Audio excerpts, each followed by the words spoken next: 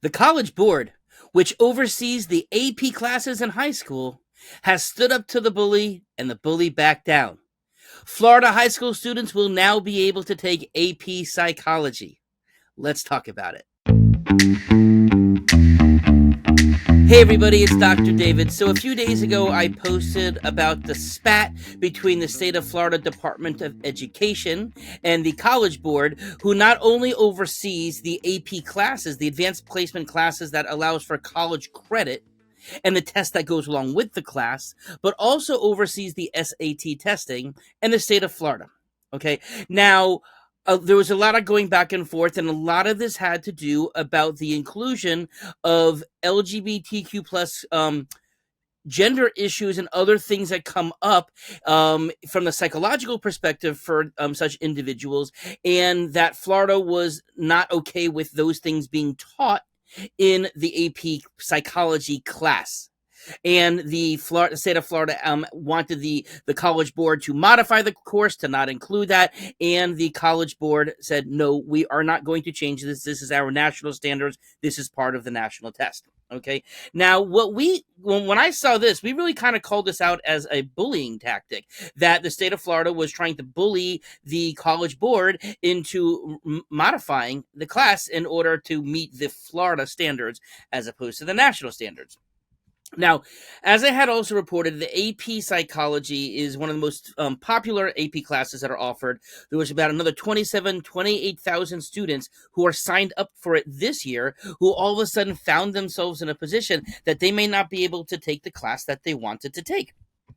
Now, what had happened is the AP the College Board had actually stood up and sent a letter to the Florida superintendents for all the different county school boards, basically saying that if taught in public schools, they were putting that if AP psychology was taught in public schools, that the schools were putting their administrators and teachers at legal risk for possibly violating the Florida's Parental Rights in Education bill, which is also, as the critics call it, the Don't Say Gay bill. Okay, now I really am grateful to the College Board for standing up.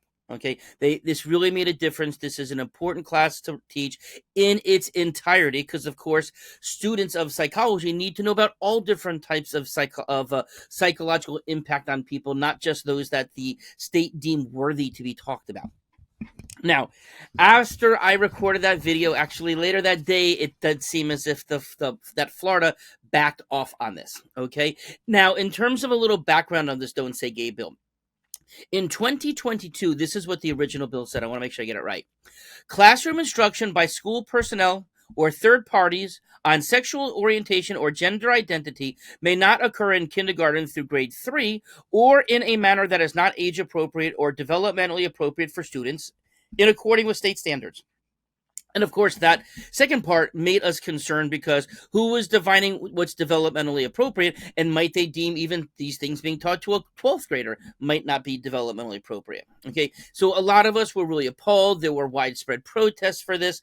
There were concerns for LGBTQ plus students, as or their families, attacks happening to them, that they would not be able to receive the same type of social services that they would typically get in school, to be able to talk about their families in school. And we knew it could certainly have come up in the classroom, even if it wasn't part of the regular curriculum, but it certainly could have come up, in discussing about a family, discussing about home lives, family trees, for instance. And one of the things that I thought about was, let's say if little Cameron was discussing somebody in his family, okay, and was mentioning that about this individual's sexual identity, sexual orientation, and then another classmate, little River, may have asked more about this.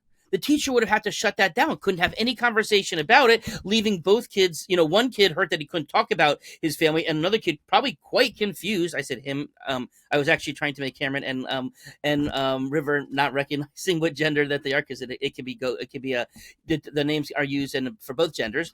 But really that was a concern. Okay, and if the teacher would shut down the conversation, that's supposed to be a safe place where people can talk. Okay. Now, the issue was this. The law was also so ambiguous. And because, again, what is the definition of developmentally appropriate for students in accordance with state standards. What are the state standards? That was also ill-defined as well. But also the issue was that parents could complain about anything.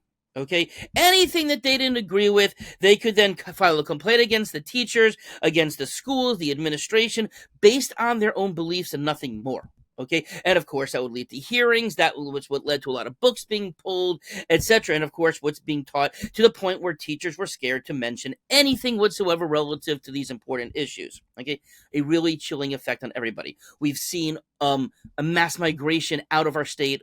There are now twice as many job openings, almost over 5,000 job openings for teachers in public schools in Florida now. And a couple years ago, it was only 2,300. So it's more than doubled. Teachers do not want to teach here because of their inability to teach the way they want, or their concerns of having legal action being taken against them. Okay. And of course, that now in April of 2023, this year, they changed the law. And they made it that it was not just for the younger kids, but it expanded it to also include 4th through 12th grade. Now, of course, there was still this developmentally appropriate clause that's in there. But again, that was open to somebody's interpretation. And some parents could complain that it wasn't appropriate for their 11th or 12th grader to hear. And then here we go again. Okay. So in terms of this, again, what we now know is that the Florida Department of Education has backed off. And the education commissioner for the state, Manny Diaz Jr., he has now told all the school officials that AP psychology can be taught in its entirety. And this is the quote. The department believes that AP psychology can be taught in its entirety in a manner that is age and developmentally appropriate, and the course is remaining listed on the course catalog. Now, for me, that still leaves a little bit insecurity because of this age and developmentally appropriate clause. But the fact that the education chair is out saying in its entirety, I guess for this particular class, it's okay. Doesn't address the bigger issue, which can obviously be coming up in non-AP classes as well, because that would be a state standard as opposed to a national standard. So I still have some concerns that these kids are not going to be taught at an age level where it would be appropriate, because the school says it's the Department of Education says it's not. But at least for this class, the students sounds like they'll be able to take their AP classes. Okay. Now, the College Board did respond with the following. We hope now that Florida teachers will be able to teach the full course, including content on gender and sexual orientation, without fear of punishment in the upcoming school year. Again, imagine having fear of punishment. And now high school students can learn about mental health for all aspects, including what people in the LGBTQ plus community suffer from. Okay, but also how they can be helped. So important, right? Okay, so what does this actually teach us a little bit about how to respond to bullies, right? That's kind of where we went with this a little bit, okay? So again, I'm grateful that the College Board did not back down. I'm really glad that the Florida Department of Education did back down and change course in terms of this. But, what is an important lesson here, okay? Don't cave to bullies. Okay, I know it can be scary. And this is true whether we're adults, whether we're children. We know that if we cave to bullies, they just do that behavior more. But also encouraging people who have influence, such as the College Board, to stand up to the bullies. And that's what happened here. And, on a case-by-case basis, this probably wasn't going to be overturned. But when a big organization like the College Board came in and put the foot down and says, no, this is what's right, this is what we are going to be teaching in your classes, take it or leave it. And thankfully, we're all able to take it. All right. Have a nice day.